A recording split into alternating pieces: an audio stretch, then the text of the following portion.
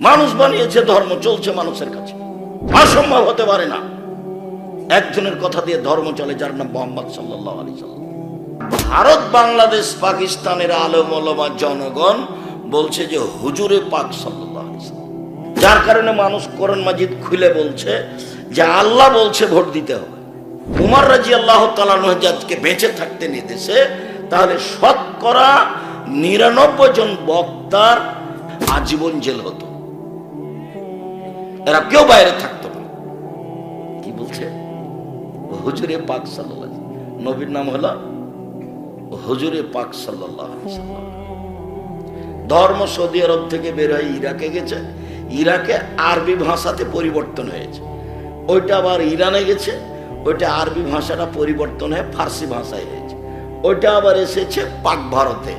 যারা এই বিকৃত ধর্মের সাথে থেকেছে তারা 750 বছর থেকেছে ভারতে। মোগল ওরাই রাজা, ফার্সি ভাষায় এদেশের জনগণকে চলতে শিখতে বলতে বাধ্য করেছে। তারপর চলে গেলে এদেশে 190 বছর থেকেছে ইংরেজ, ইংরেজের দেশের জিনিসপাতি টাকা পয়সা নিয়ে চলে গেছে। আর যারাকে মনে করেছে যে আমাদের বিরোধী, তাদের হত্যা করেছে, কবর দিয়েছে, জুলুম নির্যাতন করেছে, যার কারণে এদেশে হক আর প্রকাশ পায়নি। যার কারণে মানুষ কোরআন মাজিদ খুলে বলছে যে আল্লাহ বলছে ভোট দিতে হবে। মাওলানা সাহেব বলছে, অবাক কথা। এই যে আপনি কখন পড়লেন? আমরা তো 88 আগস্টের 20 তারিখ রোজ বুধবার থেকে আমি শিক্ষক, 88 আগস্টের 20 তারিখ রোজ বুধবার থেকে আমি শিক্ষক। সেদিন থেকে আমি আলহামদুলিল্লাহ তাফসিরও পড়াই, বুখারীও পড়াই প্রতি বছর নিয়মিত। তাতে আমার একটা ধারণা যে আমি কোরআন হাদিস টুটাফাটা ভাঙাচোরা বুঝি। আর আমি ফতোয়া বোর্ড পরিচালনা করি 7-8 বছর থেকে, আর লেখি প্রায় 26-27 বছর থেকে ফতোয়া। এটা আমার কাজ। বক্তৃতা দিন 90 সাল থেকে। তো এরকম তো আমি বুঝলাম না। উমর রাদিয়াল্লাহু তাআলা আনহু যাদেরকে বেঁচে থাকতে নির্দেশে, তাহলে শতকরা 99 জন বক্তার 1999 জন বক্তার আজীবন জেল হতো, এরা কেউ বাইরে থাকতো না। এটা তো সৌদি আরব বা কালকে যেটা ছিল সেটাতে ছিল। এই যে প্রথমে কতদিন দেখালাম আমি আপনাদেরকে যে কোরআন মাজিদের শেষে 1 পৃষ্ঠা দোয়া দেওয়া আছে। তো ওটা তো রাসূলের দোয়া নয়, মানুষের বানানো। আচ্ছা আচ্ছা, এই যে দোয়া খাতিল করা, ইন্না লিল্লাহি ওয়া ইন্না ইলাইহি, দোয়া খাতিল করা। আমি 90 সাল থেকে বলেছি এটা নবীন নয়। দেখি এমন কে আছে মায়ের বেটা আমার জীবদ্দশা সেটা প্রমাণ করবে। মানুষের বানানো ধর্ম, এবারে নগদ চাঙ্গা মানুষের বানানো। মানুষ বানিয়েছে ধর্ম, চলছে মানুষের কাছে। অসম্ভব হতে পারে না একজনের কথা দিয়ে ধর্ম চলে, যার নাম মোহাম্মদ সাল্লাল্লাহু আলাইহি সাল্লাম। মানুষের বানানো ধর্ম চলবে না। কোরআন মাজিদের গায়ে লেখা থাকলে কি হবে? মুকশিদুল মুমিন একটা বই আছে, সেই বইয়ের একটা হেডলাইন আছে যে অবিবাহিত ছেলে মেয়ের পড়া নিষেধ। তো যে দেখে সেই পড়ে, যে দেখে সেই পড়ে। তো আমিও মনে করলাম যে দেখি আমিও পড়ি। তবে আমি বিবাহ শাদী করার পরে পড়েছি। হেডলাইনে লেখা আছে অবিবাহিত ছেলে মেয়ের পড়া নিষেধ। এখন হেডলাইনের পরে যা লেখা আছে তাতে আছে ভরা পেটে স্ত্রী মিলন হলে ছেলে ভ্যাংচা হয়, সফরের পূর্বে স্ত্রী মিলন হলে ছেলে টেরা হয়, চন্দ্র সূর্য গ্রহণের সময় স্ত্রী মিলন হলে ছেলে কানা হয়। শুধু মিথ্যা নয়, একবারে কোরআন মাজিদের হুবাহু বিরোধী, হুবাহু। আল্লাহ তাআলা বলছেন নিসাউকুম হারসুল লাকুম ফাতু হারসাকুম আন্না শি'তুম। তোমাদের স্ত্রী তোমাদের জমি, তোমাদের স্ত্রী তোমাদের ক্ষেত, তোমাদের স্ত্রী তোমাদের জমি, তোমাদের স্ত্রী তোমাদের ক্ষেত।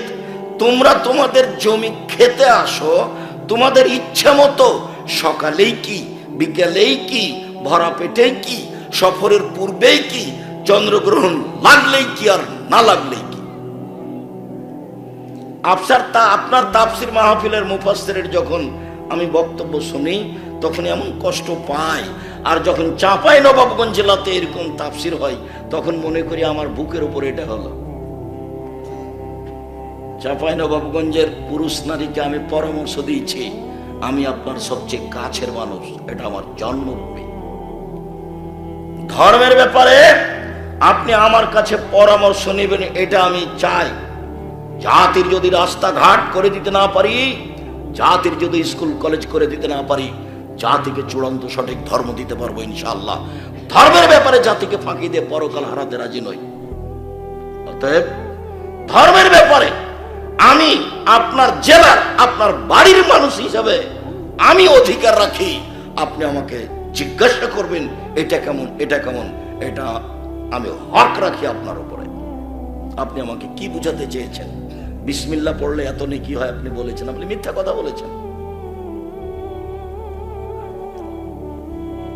আপনি বলেছেন মহিলারা যখন নামাজে দাঁড়াবে তখন পায়ের সাথে গোড়ালির সাথে গোড়ালি লাগিয়ে দাঁড়াবে। কেন?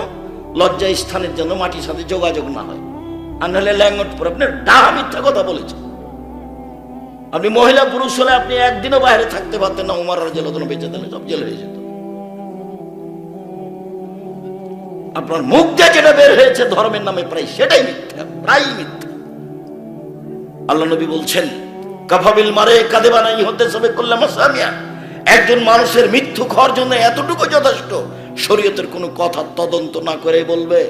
একজন মানুষের ধোঁকাবাজ মৃত্যু খাওয়ার জন্য এতটুকু যথেষ্ট, শরীয়তের কথা তদন্ত না করে বলবে। রাসূল সাল্লাল্লাহু আলাইহি ওয়াসাল্লাম বলেছেন পৃথিবীর মানুষ বাল্লিগু আন্নী ওয়ালা আয়া, আমার একটি কথা জানা থাকলে অন্যকে বলো। পৃথিবীর মানুষ আমার একটা কথা জানা থাকলে অন্যকে বলো। ওয়া হাদদিসু আন বানি ইসরাঈল ওয়া হারাজ, বানি ইসরাইলের কাহিনী বলো, কোনো দোষ নেই। বানি ইসরাইলের কাহিনী বলো, কোনো দোষ নেই, সত্য কাহিনী হতে হবে। 3 নম্বর বাক্যে তিনি বললেন মান কাযাবা আলাইহি মুতাআম্মিদান ফালইয়াতাবাওয়া মাকাদাহু মিনান নার, কেউ যদি কোনো কথা আমার নামে বলে, সেই কথা যদি আমার না হয়, কেউ যদি কোনো কথা আমার নামে বলে, সেই কথা যদি আমার না হয়, তাহলে তার থাকার জায়গায় জাহান্নাম। পাগড়ি যত বড়ই হোক, জুব্বা যত বড়ই হোক, রেহাই নেই। কেউ যদি কোনো কথা আমার নামে বলে, আমাদের গ্রামের আমাদের গ্রাম্য ভাই ছিল, তার নাম আবু। একদিন আমাকে সকালে বলছে, আমিও বাড়িতে এসেছি, বলছে যে আজকে যে সুলতানগঞ্জে একদম তাফসির করলো না, ওইসব তাফসির তোরা জানিস না। আমি বললাম কি করলে একটু বলেন। ওই তাফসিরই তো জানিস না, তো কি করবো, তো কি বলবো? আচ্ছা একটু বলেন না। তো চাপাচাপিতে বলছে যে একদিন আদম আলাইহিস সালাম ঘুম থেকে উঠে দেখছেন যে পাশে একজন সুন্দরী মহিলা। তা আদম আলাইহিস সালাম হাত বাড়িয়েছেন, তখন ফেরেশতা বলছেন থামেন। তো আদম আলাইহিস সালাম বলছেন কেন? তো ফেরেশতা বলছেন মোহর দিতে হবে। তখন আদম আলাইহিস সালাম বলছেন মোহর কি জিনিস? মুহাম্মদ সাল্লাল্লাহু আলাইহি সাল্লামের উপরে 1000 বার দুরূদ পড়ে দিতে হবে, এটা হলো মোহর। তা আমি বলছি ভাইজান আপনার মুফাসসিরকে 180 লাঠি পিটাতে হবে। কেন? ঘটনা মিথ্যে, আর ঘটনা কোরআন মাজিদের সরাসরি বিপরীত হয়েছে। আল্লাহ বলেছেন আমি আদমকে সবকিছু শিখিয়ে দিয়েছি, এটা আল্লাহ বলছে। মানে এমন ভাষা ব্যবহার করেছেন আদমের ব্যাপারে আল্লাহ তাআলা, যে অত বড় শিক্ষিত মানুষ কিয়ামত পর্যন্ত আর কেউ আসবে না। আল্লাহ নিজে বলছেন আমি তাকে সবকিছু বলে দিয়েছি। এটা কি তিনি জানতেন? এইটা কি তিনি জানতেন? এইটা কি তিনি জানতেন? কোন মাস্টার দিয়ে নয়, আল্লাহ শিখিয়ে দিয়েছেন। তো যাকে আল্লাহ সবকিছু শিখিয়ে দিয়েছেন সেই লোকটাই জানে না যে মোহর বউকে কিভাবে হালাল করতে হবে, সেটাই জানে না, নিজেরটাই জানে না। মোহর লাগবে, কত টাকা লাগবে, এটা নিজেই জানেন না, অথচ আল্লাহ থেকে সবকিছু শিখে দিয়েছেন। ধর্ম পাগল হয়ে গেছে। যারা এইসব দায়িত্ব পালন করছে তারাকে জবাব দিতে হবে।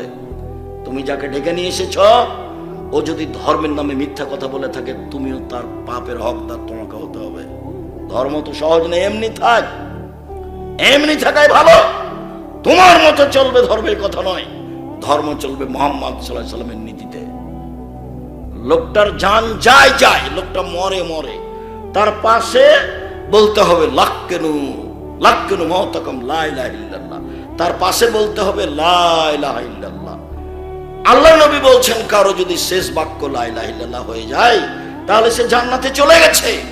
কিন্তু দেখবেন আপনার গ্রামে, আমাদের এই নরেন্দ্রপুরে, যে 5-7 জন মহিলা কোরআন মাজিদ পড়ছে তার পাশে। প্রমাণ করুক দেখি, মহিলার বাপ করুক দেখি, দেখি তোমার কোন হুজুর প্রমাণ করতে পারে। আমি আব্দুর রাজাক এখনো হায়াতে বেঁচে আছি, আমি তোমার গ্রামের মানুষ, আমাকে ধার করতে যেতে হবে না, কোথাও টাকা লাগে না আমাকে নিয়ে আসতে। টাকার পিছনে আমি কোনোদিন দৌড়াইনি, টাকা আমার পিছে পিছে দৌড়াই। আমার জীবনে কোনোদিন এমন পরিবেশ আসেনি যে আমাকে কোন সেক্রেটারি, সভাপতির কথা অনুযায়ী চলতে হবে। আল্লাহ এভাবে আমাকে রাখেই পাচ্ছেন। আমার এগুলো পরিকল্পনার মধ্যে নয়, একটার পর একটা আসে, আমি সেটা করি। চাঁপাইনবাবগঞ্জের লোক হিসেবে আমার একটা আফসোস থেকে যাচ্ছে জাতির কাছে, বিশেষভাবে চাঁপাইনবাবগঞ্জ লোকের কাছে। ধর্মের ব্যাপারে আপনি ফাঁকে পড়েন, এটা আমি চাইনি। ধর্মের ব্যাপারে আপনি মিথ্যা ধর্ম মেনে চলেন, সেটা আমি চাইনি। জানাজা রেখে ঘন্টার ঘন্টা বক্তব্য দিবেন, এটা না যায়, হারাম। জানাজার সামনে রেখে বলতে হবে জানাজার 5 কাপড় দিতে হবে না, 3 কাপড় দিতে হবে। তারপর গোসল দেওয়ার পূর্বে আপনি কেন পেট চেপে পেশাব পায়খানা বের করলেন? পেট চেপে পেশাব পায়খানা বের করা হারাম। আপনি কেন নখ কাটলেন? নখ কাটা এখন হারাম। আপনি কেন মুখ ছোট করলেন? এখন মুখ ছোট করা বিদআত। আপনি কেন নিচের লুম পরিষ্কার করলেন না? গায়ে ছাড়াই তোমার মা কোথায় গেছিল? কাল পরিষ্কার করতে পারেনি, আজকে কেন? শ্বাস বন্ধ হয়ে গেছে, সব বিধান বন্ধ হয়ে গেছে, এখন শুধু ওযু দিয়ে গোসল দিতে হবে। আমি চাঁপাইনবাবগঞ্জ জেলার আহলে হাদিসের কর্ম পাতায় পাতায়, পৃষ্ঠায় পৃষ্ঠায় নাজায়েজ দেখাতে পারি। আর চাঁপাইনবাবগঞ্জ জেলার বিবাহের শুরু থেকে না শেষ পর্যন্ত একটা কাজও জায়েজ নয়, সব হারাম। একটা কাজও জায়েজ নয়, সব হারাম। একটা প্রমাণ করেন দেখি। 10 জন মিলে বউটাকে, বেটি ছেলেটাকে দেখতে গেছেন, এটা প্রমাণ করেন দেখি। বউটাকে কি কিছু টাকা দিয়ে আসলেন বেটি ছেলেটাকে, এটা প্রমাণ করেন দেখি। বায়না করলেন, সবাই মিলে তাকে দেখলেন, টাকা গুনতে দিলেন, এটা প্রমাণ করেন দেখি। সবাই মিলে বিবাহ ঘেরলেন, 1 গিলাসে দিলেন শরবত আর 1 গিলাসে লবণ, এটা প্রমাণ করে দেখি। ধোঁকাবাজ, তুমি তো প্রতারক, এই কাজ করো কেন? ধর্ম এরকম। মাজা খরচ কেন দিতে হবে? ডুলি বিবি যেতে হবে কেন? আমি তো বলেছি ডুলি বিবি শব্দ পেশাব করে দাও। 20 বছর পরে এমন ভাবে মানুষ ডুলি বিবি শব্দ ভুলে যাবে। কেউ যদি বলে ডুলি বিবি, তো আর একজন বলবে কি রে, ডুলি বিবি কি জিনিস? মানে এমন ভাবে ভুলে যেতে হবে। ডুলি বিবি মহিলাতে যাওয়া বহু দূরের কথা। থোবড়া, থোবড়া শব্দ চিরদিনের জন্য ভুলে যেতে হবে। বরং তার ক্ষীর কাছে আমাটা চিরদিনের জন্য ভুলে যেতে হবে। আমার জানা অনুপাতে একটাও জায়েজ নয়। আমার খুব ভালো মনে আছে, রমজান মুলবি বিবাহ পড়ানোর পরে বলছে, উঠো 2 রাকাত সালাত আদায় করো আমার চোখের সামনে। রমজান মুলবি দুনিয়া থেকে চলে গেছেন, আমি তখন তার এটা বুঝতাম না, সে অনেকদিন আগের কথা। বৈঠক শেষ হলে বলছে যে 2 রাকাত সালাত আদায় করুন। এখানে 2 রাকাত সালাত আদায় মানে?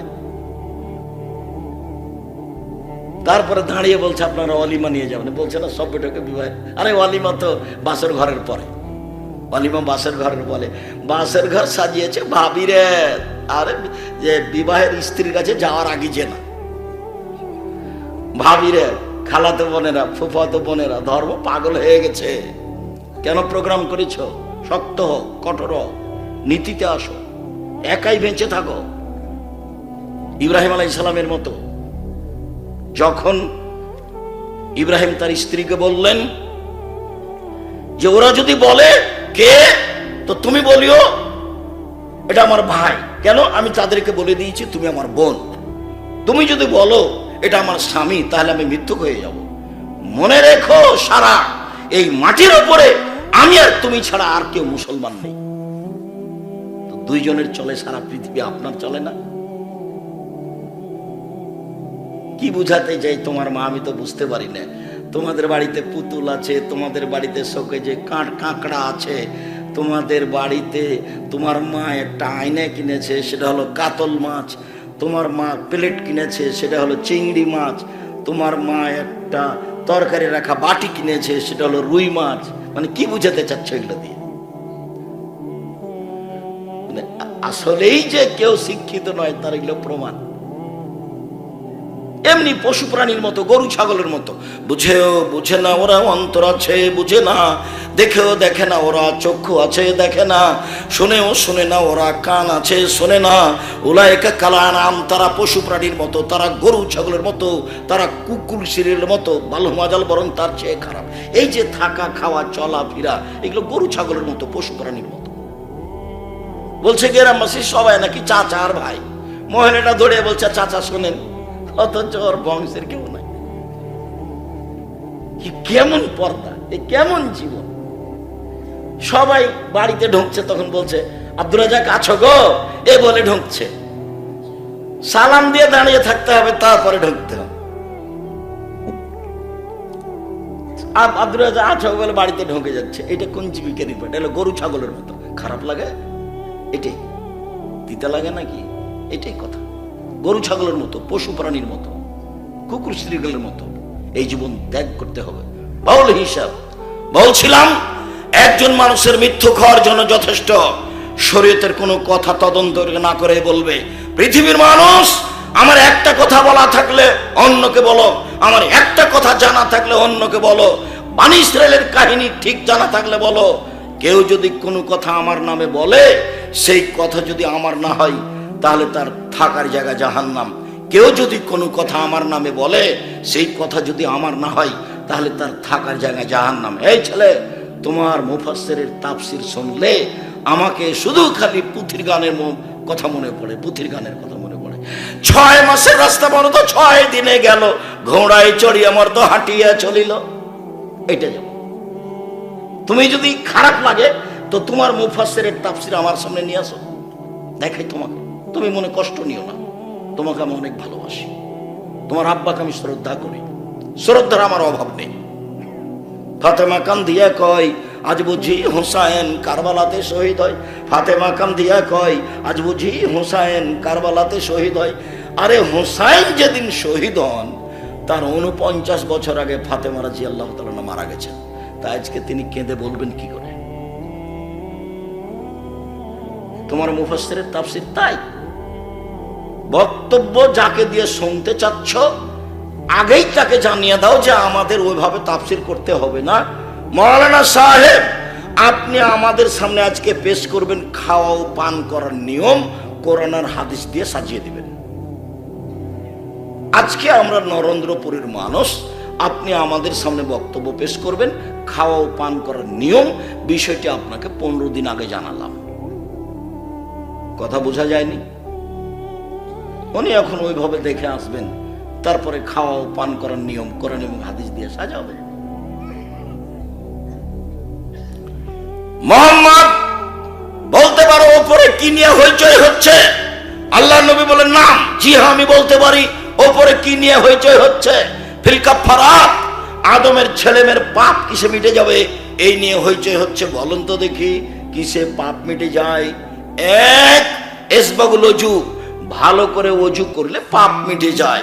2, ওয়াল মাকসু ফিল মাসাজিদ বাদা সালাওয়াত, সালাতের পরে মসজিদে বসে বসে তাসবিহ তাহলিল জিকির আজকার করলে পাপ মিটে যায়। ও আকদাম মাশি আলাল আকদাম ইলাল মাসাজিদ, পায়ে হেঁটে মসজিদে গেলে পাপ মিটে যায়। এক, ভালো করে ওযু করলে পাপ মিটে যায়। 2, পায়ে হেঁটে মসজিদে গেলে পাপ মিটে যায়। 3, সালাতের পরে মসজিদে বসে বসে তাসবিহ তাহলিল করলে পাপ মিটে যায়। এই হাদিসটা শেষ করিনি, তারপরে আগাচ্ছি। এখন আল্লাহ রাসূল তার পরের বাক্যে বলছেন মান ফালা হাজ আশা বেখাইরিন ও মাতা বেখাইরিন, এমনটা যে করলো তার মরে যাওয়া ভালো, তার বেঁচে থাকা ভালো। এমনটা যে করলো তার মরে যাওয়া ভালো, বেঁচে থাকা ভালো। এমনটা যে করলো তার মরে যাওয়া ভালো, বেঁচে থাকা ভালো, মানে খুব ভালো। এরপর আল্লাহ রাসূল বলছেন এবার লোকটা হয়ে গেছে সেই দিনের মতো যেদিন তার মা তাকে জন্ম দিয়েছে। এবার লোকটা হয়ে গেছে সেই দিনের মতো যেদিন তার মা তাকে জন্ম দিয়েছে, মানে নিষ্পাপ হয়ে গেছে। ওযু করে মানুষটা নিষ্পাপ হয়ে গেছে। নিষ্পাপ হয়ে যায় তার আরো দুটা কথা বলি। একটা হলো এই যে কেউ যদি হজ করে আর যদি হজ কবুল হয়ে যায় তাহলে লোকটা হয়ে যায় সেদিনের মতো যেদিন তার মাতাকে জন্ম দিয়েছে নিষ্পাপ হয়ে যায়। আর একটা, কারো যদি অসুখ হয়, সে যদি অসুখ অবস্থায় বলে, অসুস্থ অবস্থায় বলে আলহামদুলিল্লাহ, তাহলে লোকটা হয়ে যায় সেদিনের মতো যেদিন তার মাতাকে জন্ম দিয়েছে, নিষ্পাপ হয়ে যায়। আর এখন তো গ্রামে হোক না কেন আর যেখানে হোক না কেন, অসুখ হলেই সিঙ্গাপুর, নাহলে চেন্নাই, নাহলে ঢাকা বড় মেডিকেল, একদিনও সহ্য করে না। আল্লাহ নবী বলছেন, মানুষের যদি গায়ে জ্বর হয় তো জ্বরের কারণে তার পাপ ঝরে যায়, ওই কামারের হাপরে স্বর্ণ চাঁদি লোহা দিলে ওর গায়ে যেসব ময়লা আছে কামারের হাপরে ওইটা দিলে, যখন ওইটা লোহা লাল হয়ে যায়, স্বর্ণটা লাল হয়ে যায়, তখন ওর গায়ে যেগুলো ময়লা আছে সেগুলো কি হয়? সব ঝরে যায়। আল্লাহ নবী বলছেন, এইভাবে ওই ময়লা যেমন ঝরে যায়, কারো জ্বর হলে, অসুখ হলে পাপ তেমন ঝরে যায়। তো সিঙ্গাপুর যাচ্ছে কেন? একটু দেরি করে না কেন? শুনুন, এখানে আর একটা কথা বলিনি, আবার ফিরে চলে যাই। অজু ভালো করে করেন, আজকে বিবরণ দেওয়ার সুযোগ নেই, তবে ইউটিউবে পাওয়া যাবে জুমার খুতবা আব্দুর রাজ্জাক বিন ইউসুফ, বিস্তারিত সময়ে সময়ে অজুর বিবরণ দেওয়া আছে। এমনিতে আমাদের মিরপুর যে দাওয়া সেন্টার নিয়মিত জুমার খুতবা চলছে, আমি প্রতি জুমায় ইনশাল্লাহ সেখানে উপস্থিত থাকবো। বহির্বিশ্বে না গেলে, যখন বহির্বিশ্বে যাব তখন তো আর থাকবো না, না গেলে সর্বদা ওখানে জুমার খুতবা চলবে, বিষয়ভিত্তিক আছে। কোনো সময় ঢাকা গেলে আপনি মিরপুর পল্লবী 12-তে গিয়ে দেখবেন যে দাওয়া সেন্টার খুব সহজেই পেয়ে যাবেন খুঁজে, ওখানে জুমায় উপস্থিত থাকবেন, বিষয়ভিত্তিক কথা হবে। বলছিলাম, এখন আপনি সুন্দর করে ওযু করার পরে আপনি যদি বলেন আশহাদু আল্লা ইলাহা ইল্লাল্লাহু ওয়াহদাহু লা শারীকা লাহু ওয়া আশহাদু আন্না মুহাম্মাদান আবদুহু ওয়া রাসূলুহু, তাহলে আপনার জন্য জান্নাতের সব দরজা খুলে গেছে, যেটা দিয়ে ইচ্ছা ঢোকেন। তবে আল্লাহুম্মা জাল্লি মিনাত তাওয়ামিন ওয়া জাল্লি মিনাল মুতাতাহিরিন, এই দোয়া পড়লে নেকি হবে, জান্নাতের দরজা খুলে যাবে না। মনে থাকলো না কথাটা? ওযুর পরে যদি বলেন আশহাদু আল্লা ইলাহা ইল্লাল্লাহু ওয়াহদাহু লা শারীকা লাহু ওয়া আশহাদু আন্না মুহাম্মাদান আবদুহু ওয়া রাসূলুহু, তাহলে আপনার জন্য জান্নাতের 8টা দরজা কি হয়েছে? খুলে গেছে। যান, যেটা দিয়ে যাবেন যান। আরেকটা কথা এখানে মনে পড়ছে, মহিলাদের জন্য আরেকটা কাজে জান্নাতের সব দরজা খুলে দেওয়া হয়, সেটা আপনাদের আমাদের কোনো সুযোগ নেই, সেটা শুধু মহিলাদের জন্য। রাসূল সাল্লাল্লাহু আলাইহি ওয়াসাল্লাম বলছেন যে মহিলারা যদি 4টা কাজ করতে পারে তাহলে তাদের জন্য জান্নাতের সব দরজা খুলে দেওয়া হয়। 1, 5 ওয়াক্ত সালাত, 2, রমজানের সিয়াম রোজা, 3, স্বামীকে মেনে চলা, তিতা লাগলে মিঠা লাগলেও, 4, জেনায় লিপ্ত না হওয়া। এই 4টা কাজ যদি মহিলারা করে, জেনা থেকে বেঁচে থাকে, স্বামীকে মেনে চলে, সিয়াম পালন করে, 5 ওয়াক্ত সালাত আদায় করে, ওর জন্য জান্নাতের সব দরজা খুলে গেছে। আমরা এরকম 4টা কাজ করলে আমাদের জন্য জান্নাতের সব দরজা খুলে যাবে, এই কথা মুহাম্মদ সাল্লাল্লাহু আলাইহি সাল্লাম বলেননি। স্বামীকে মেনেই চলতে হবে। উপস্থিত বৈঠকের দিনী মুসলিম ভাই বোন, এই ছেলে প্রস্তুত হও, ঘুমিয়ে গেল নাকি? আপনারা যারা আছেন একটু খেয়াল করেন। উপস্থিত বৈঠকের দিনী মুসলিম বোন একটু শোনেন। এই মেয়ে, কথা বলছো কেন? শতবার বলা আছে যে তোমার গায়ের উপর দিয়ে যদি আরেকজন চলে যায় তবুও তুমি মুখ খুলবা না। সাংসারিক জীবনে 2টা কাজ করবেন না, আপনিও নয় আপনার স্ত্রীও নয়। 1, অভিমান করবেন না। অভিমান, অভিমান কি? ওহ, আমি চাচ্ছিলাম তুমি একটু আমার মাথাটা টিপা দিবা, অভিমান। ওহ, আমি চাচ্ছিলাম তুমি একটু পা দুটা টিপা দিবা। ওহ, আমি চাচ্ছিলাম তুমি একটু পানি গরম করে দিবা, এর নাম অভিমান। তো স্ত্রী কি অভিমান করতে পারে? আমি চাচ্ছিলাম তুমি এই ঈদে আমাকে একটা দামি শাড়ি কিনে দিবা, এর নাম অভিমান। তো অভিমান যদি পূর্ণ না হয় তখন শয়তান মহিলাটাকে বলে, তোকে কোনোদিন শাড়ি কিনে দেয়নি? তুই বল যে কোনোদিনই তো দেওনি। শয়তান ওকে কথা বলাতে বলাতে তালাক পর্যন্ত যাবে, এর নাম শয়তান। আর এও বলবে তুমি তো আমার কোনো কথাই শোনো না, কালকে তো বলেছিলাম পা টিপে দাওনি, আজকে তো দেন, তুমি তো আমার কথাই শোনো না। মানে যতক্ষণ পর্যন্ত শয়তান তাকে বউ তালাক না দেওয়া ততক্ষণ পর্যন্ত পিছু থেকে ছাড়বে না। অভিমান নেই। আর একটা হলো প্রতিবাদ। প্রতিবাদ করবেন না। তুমি এ কথা বললে কেন? মহিলা বলছে তুমি আমার মাকে গালি দিলে কেন? স্বামী বলছে আচ্ছা তুমি আমার মাকে এভাবে কথা বলো কি করে? আমার মা তোমাকে গালি দেখ আর না দেখ, তুমি আমার মায়ের ব্যাপারে মুখ খুললে কেন? এর নাম প্রতিবাদ। প্রতিবাদ করলে শয়তান সুযোগ পাবে, তখন আপনাকে বারবার বলিয়ে নেবে যে দেখো তোমার কথা মানে না, দেখো সবসময় উল্টা চলে। শয়তান সুযোগ পেলে আপনার সংসার ভেঙে একবারে তছনছ করে দিবে। দুটা জিনিস থেকে বেঁচে থাকবেন। মহিলাকে আমি বলছি আপনি কোনো সময়ই বলবেন না যে কাপড়টা মোটা, কোনো সময় বলবেন না যে কাপড়টা চিকন, কোনো সময় বলবেন না যে এ আনলেন না সে আনলেন না। খালি বলবেন আপনি যাতে খুশি আমিও তাতে খুশি, আপনি যাতে খুশি আমিও তাতে খুশি, আমার কোনো প্রকার অভিমান নেই। তাহলে শয়তান আর কোনো সুযোগ পাবে না, শয়তান আপনার বাড়ি থেকে চলে যাবে। সম্মানিত দিনী ভাই বোন, শয়তানকে সুযোগ দিয়ে সংসার করলে সংসারে বিপদ নেমে আসবে। বলছিলাম এইখানে আমরা কথা যা বললাম এখান থেকে ফিরে যাই। এক, জাহান্নাম থেকে বাঁচার পথ মুখ বন্ধ রেখো, দোকানে বসে আড্ডা পিটা কাজ থেকে বিরত থাকো। জীবনে 4টা কাজ করবেন না, জরুরি 4টা কাজ, খুব সতর্কতার সাথে 4টা কাজে থাকবেন। 4টা উপদেশ। 1, 5 ওয়াক্ত সালাত। 2, হালাল রুজি। 3, কোরআন তেলাওয়াত। 4, আড্ডা পিটা চিরদিনের জন্য হারাম। দোকানে বসে গল্প করবেন না। কোন শরমে আপনি দোকানে বসে গল্প করেন? ওখানে দোকানে ল্যাংটা মেয়ে নাচে, আপনি ওখানে কিভাবে বসে থাকেন টুপি মাথায় দিয়ে? আপনাকে খারাপ লাগে না কেন? আপনার লজ্জা হয় না কেন? আপনার শরম হয় না কেন? আপনি লজ্জা শরমকে বিক্রি করলেন কিভাবে? এটা কেমনে চলে? কেমনে চলে? আল্লাহর নবী বলছেন পৃথিবীর মানুষ শুনে রেখো, 3 শ্রেণীর মানুষ জান্নাতে যাবেই। 3 শ্রেণীর মানুষ জান্নাতে যাবেই যাবে। 1, পাপের জন্য কাঁদে যে। 2, আল্লাহর রাস্তায় পাহারা দেয় যে।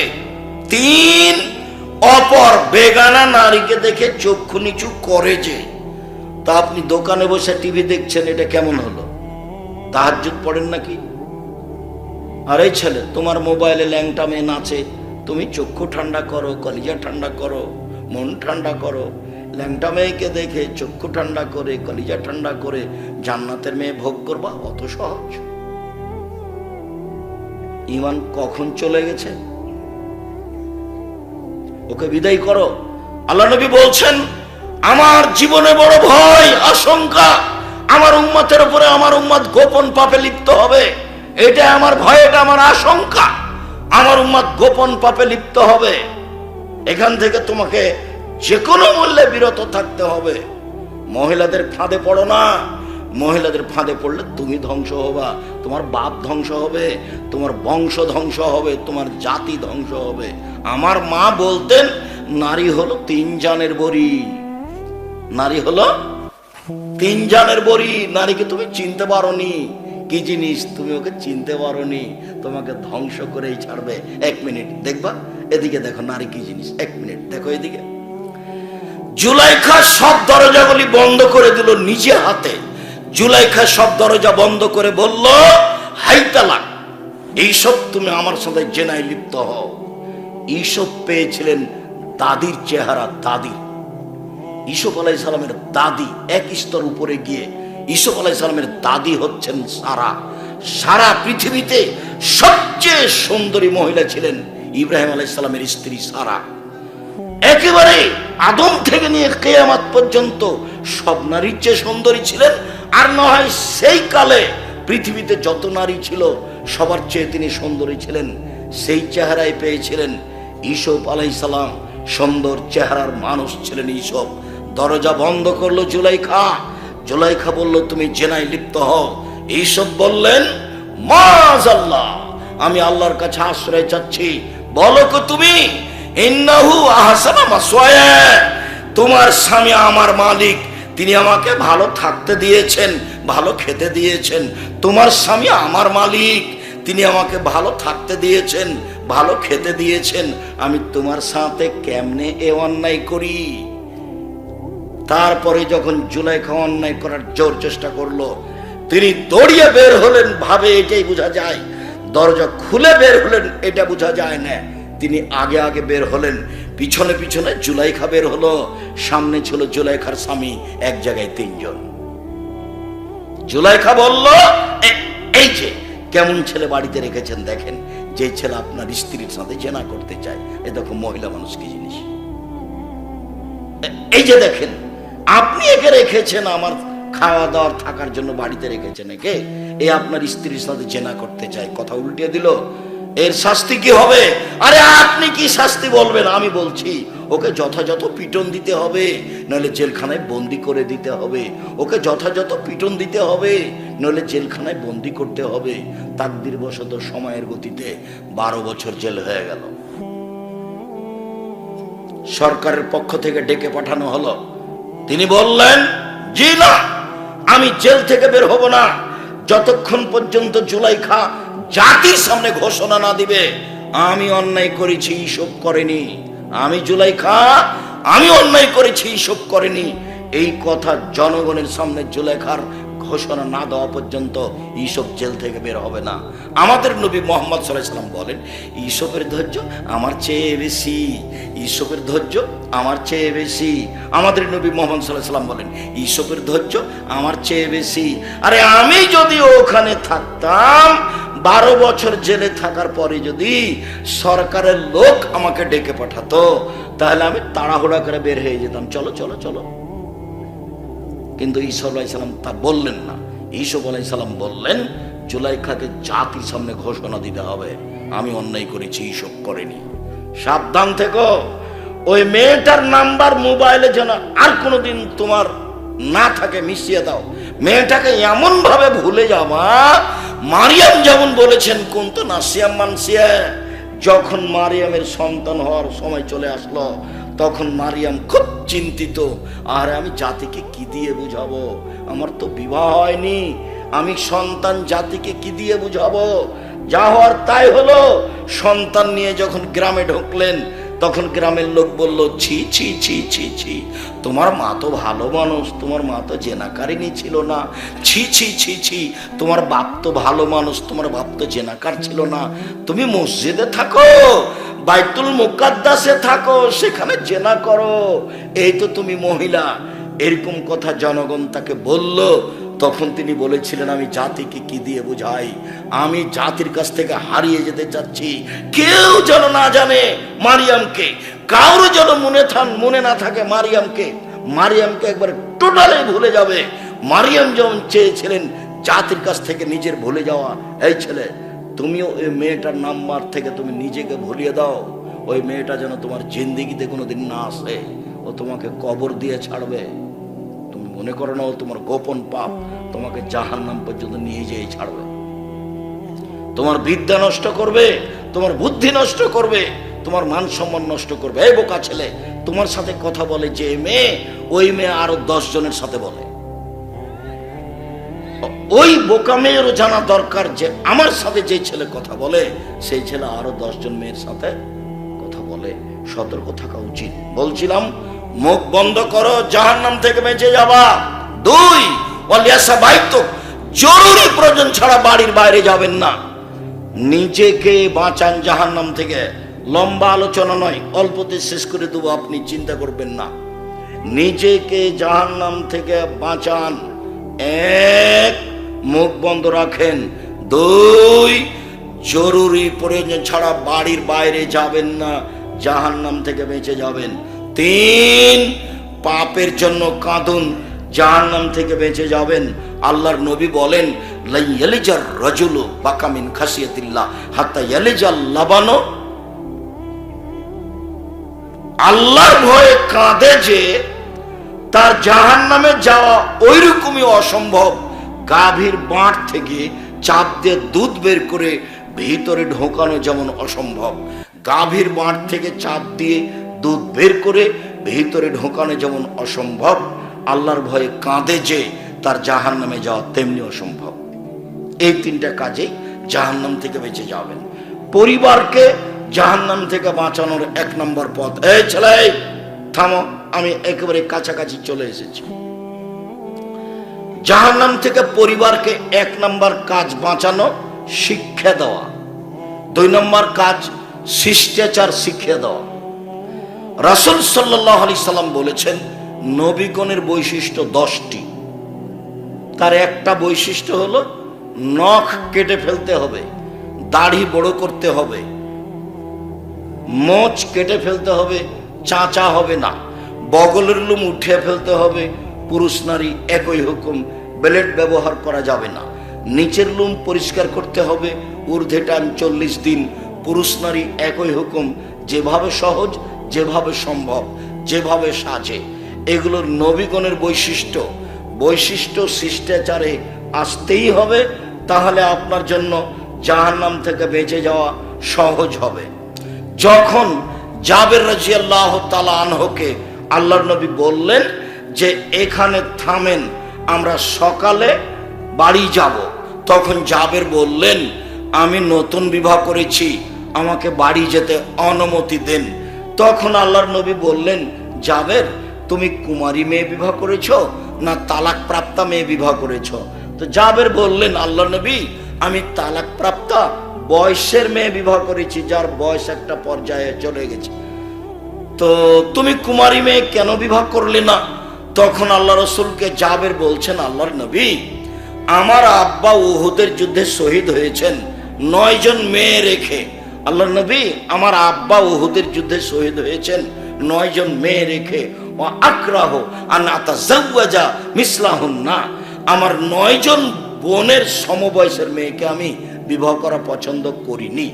আমার 9 জন বোনের সমবয়সের কম বয়সের মেয়েকে আমি বিবাহ করা পছন্দ করিনি 4টা কারণে। 1, লে তুয়াল্লিমাহুন্না, আমার স্ত্রী যেন আমার বোনদেরকে বিদ্যা শিখাতে পারে। 2, বলে তুয়াদ্দেবাহুন্না, আমার স্ত্রী যেন আমার বোনদেরকে শিষ্টাচার শিখাতে পারে। 3, বলে তুরাজ্জালাহুন্না, আমার স্ত্রী যেন আমার বোনদের মাথার চুল চিরুনি করে সাজগোজ করে রাখতে পারে। 4, বলে তাকুমা আলাইহিন্না, আমার স্ত্রী যেন তাদের উপরে পাহারা দিতে পারে। 4টা কারণে আমি কম বয়সের মেয়ে বিবাহ করিনি। তার 1 নম্বরে আছে বিদ্যা। আপনি যদি আহাল পরিবারকে বিদ্যা শিখান, তাহলে আহাল পরিবার জাহান্নাম থেকে বাঁচবে। 2, তাদের যদি শিষ্টাচার শিখান, কেউ তো বুঝে না শিষ্টাচার কি জিনিস, কেউ তো বুঝে না আদর্শ নিয়ম নীতি কি জিনিস, থাকে খাই পশু প্রাণীর মতো। 1 মিনিট, যে আব্দুর রহিম বলল না যে আমি ফিলিস্তিনিদের যখন খাদ্য দিচ্ছিলাম, তো একদিন খাদ্য বিতরণের সময় আমি ছিলাম মিশরে। তো ফিলিস্তিন থেকে যারা মিশরে এসে ঢুকে আছে, এদের মহিলা পুরুষ অনেকেই আছে। তো আমি খাদ্যের এইটা বাক্সটা এভাবে দিচ্ছি, তো সবাই বাম হাত দিয়ে নিচ্ছে, মহিলাও নিচ্ছে বাম হাত দিয়ে, ওরা আবার উচ্চ শিক্ষিত মানুষ, পুরুষেরা নিচ্ছে বাম হাত দিয়ে।